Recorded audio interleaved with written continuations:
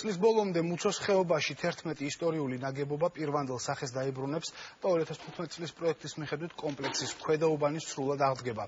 დღეს მუცოს დაანგრევის საფრთხე აღარ არსებობს, აცხადებენ კულტურული მემკვიდრეობის დაცვის სააგენტოში. სააგენტოს გენერალურმა დირექტორმა ნიკა ანთიძემ ეროვნული სააგენტოს ინსპექტირების ჯგუფთან ერთად მუცოს რეაბილიტაციის პროცესი დაათვალიერა.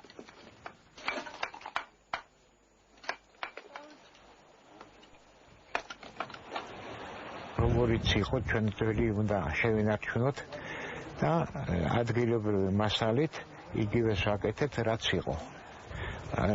დაროღება აზროვნებში არ არის. სიმაღლესიდან ყველაფერი რჩება ის რაც იყო.